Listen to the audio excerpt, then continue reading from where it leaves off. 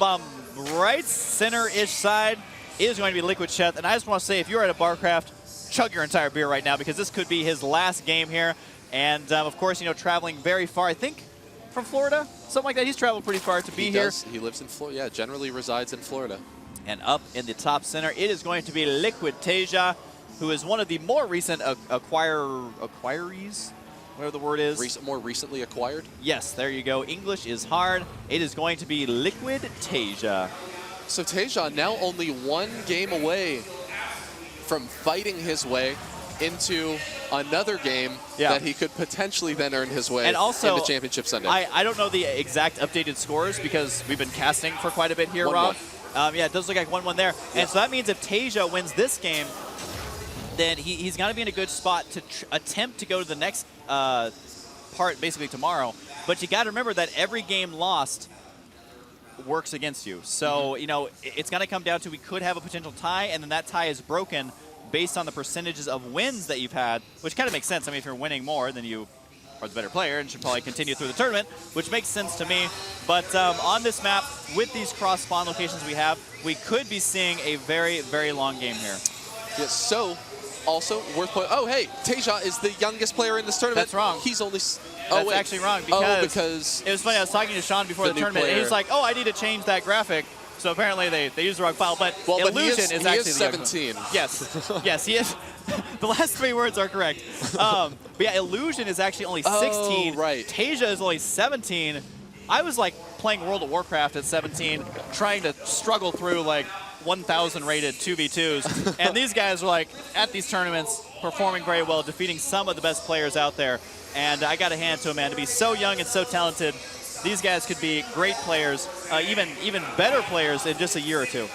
And so, like we said, the winner of this game will have to play the loser of Sase Thorzane. So even if you do win this series, excuse me, not the game, the match, so that means you need to win the entire series. Yes. You're still going to have to play against either Sase or Thorzane, so you are nowhere near out of the woods quite yet. Yeah, no, not at all. I've been kind of peering over and looking at them in their booths, and they're looking mighty terrifying, Thorzane and Sase. So that is not an opponent you ever want to run into in a tournament because they are both extremely good players. We do see Taeja going to be going for the early expand here once again. This drone not able to get any kills.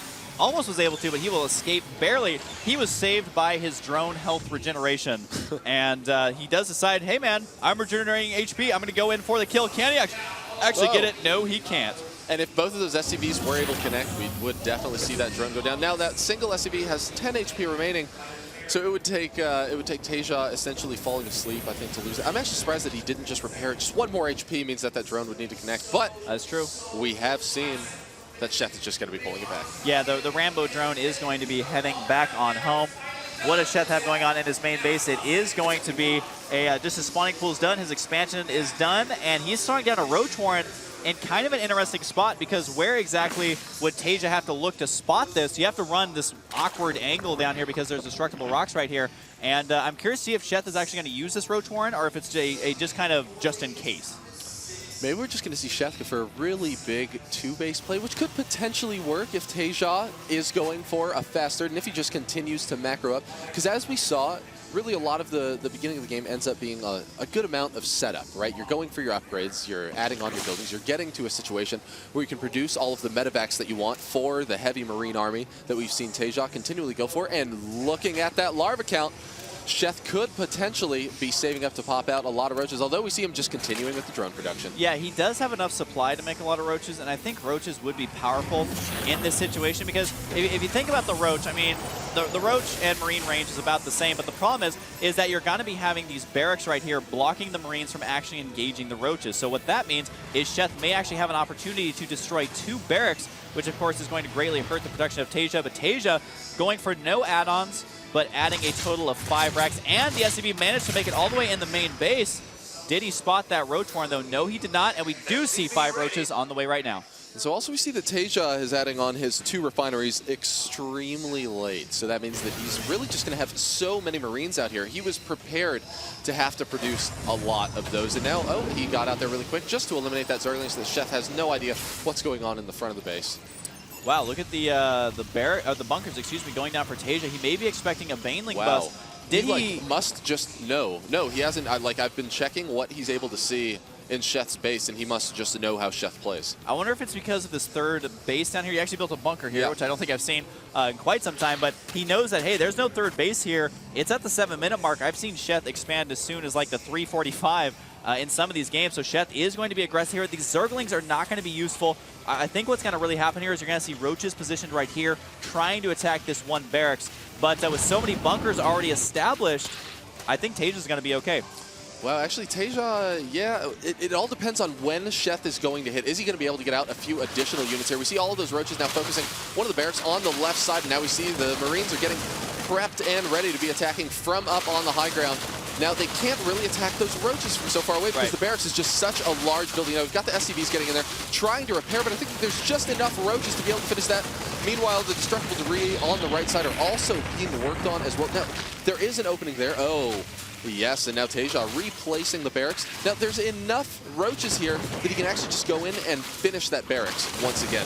And just effectively draining all of those minerals. Yeah, that was another 150 resources lost right there, so Sheth is going to be in good shape. You do have to remember, though, he has not secured a third base, while Taeja has secured a third base. But here comes the Banelings rolling on up here. Sheth wants to end this game now. Oh, the SCVs, that's not a good angle to be at. Oh, kills almost all of them, and it does look like Sheth may be able to push on here, but no, the Marauders are going to pop out just in time.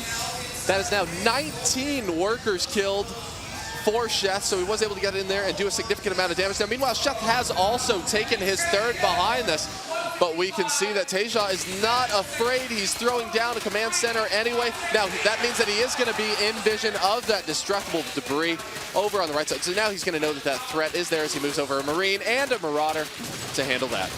Should be able to prevent these rocks from going down because you can just micro these units back and forth. The Zergling's doing so little damage to those destructible rocks that, yeah, there's really no way he's going to be able to finish the job there. Now, we do see Sheth has lost center map vision. He's sent out a lot of Overlords there, and it has them going every which way just to make sure he doesn't get dropped. He's got them on the right side, got them on the left side as well. His creep spread has now finally begun here as he has been focused on those timing attacks, but looking at the units lost here, Sheth is still behind in that regard.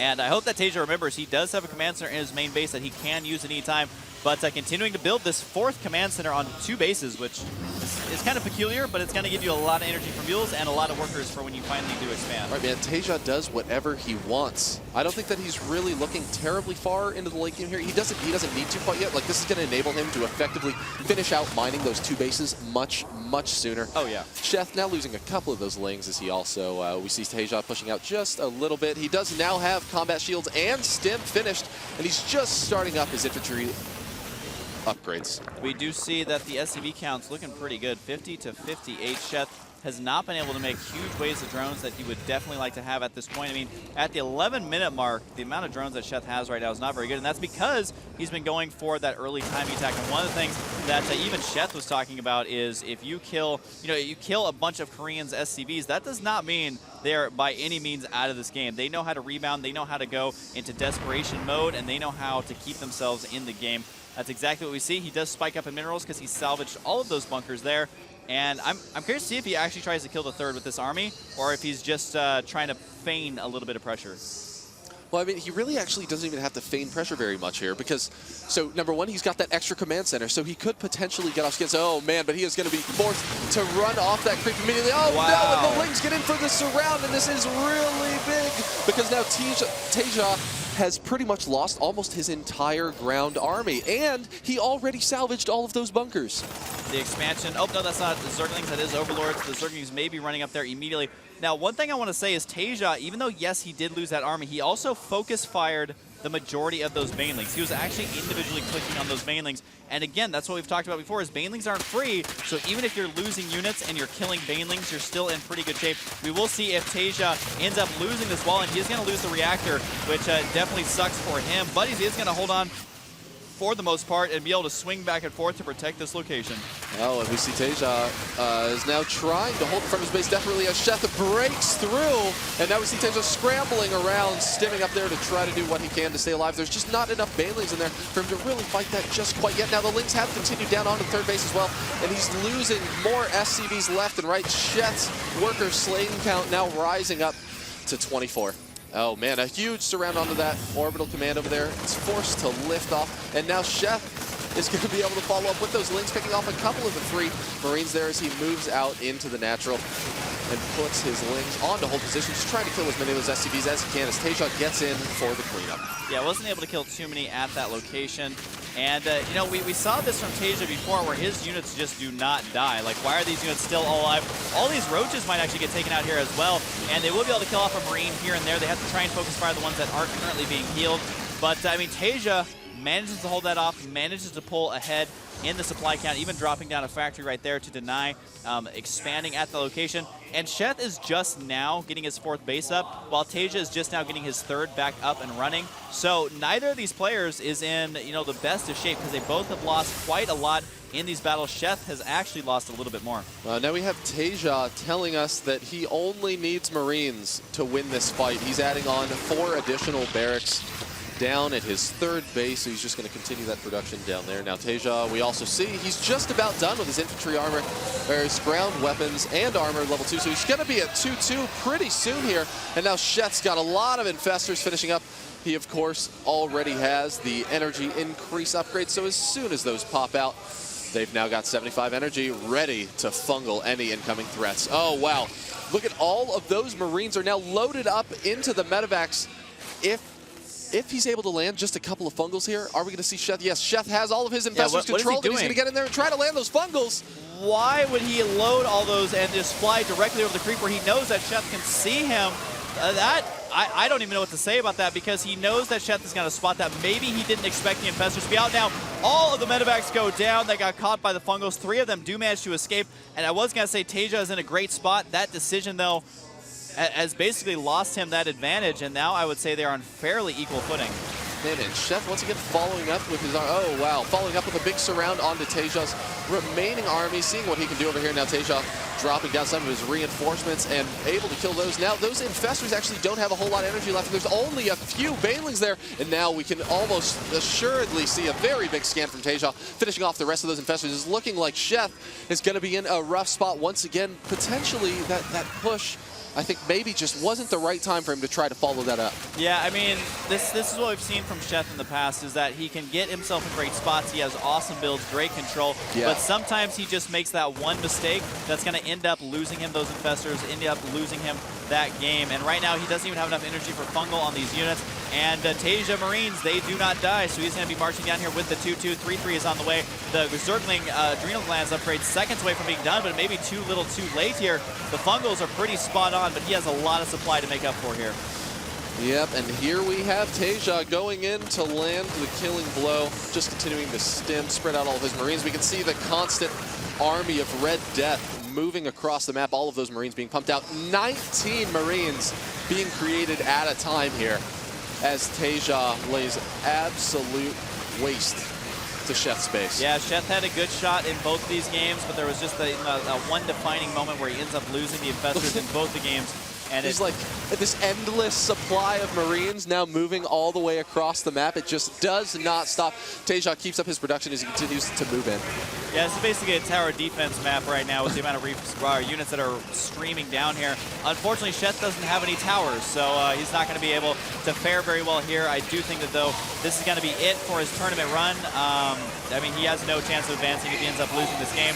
It's going to be very tough. He's down by 130+ supply, and the Marine stream, it's never ending. Like, it's actually not going to end ever. Now, he is still going to have another game, potentially. He is going to have to play against... Right. Wait. The loser? The loser of this game. Yeah, I mean, either way, like, it'll be oh, wait, no, money. actually, both of these players have already played one game, so they'll just have to play against the player that they didn't... didn't already play. Yes, as right. they, you know, in the round robin format, they are going to all be playing each other. So Sheth right there, I think we all know exactly what moment the game got out of control for him. So that is going to be it for now. I think they're going to be finishing up the last game that's going on over on the other stage. So we are going to be back right after this with more pool play action. I'm Husky. And I'm Rob Simpson. So when we come back, this stream is likely going to have the Sheth Sase match. And that means that the other stream is probably going to have the Thorzane match. All right, so we will be back right after this. Don't go anywhere, guys. Hope you enjoy it, and we will see you back here in just a moment.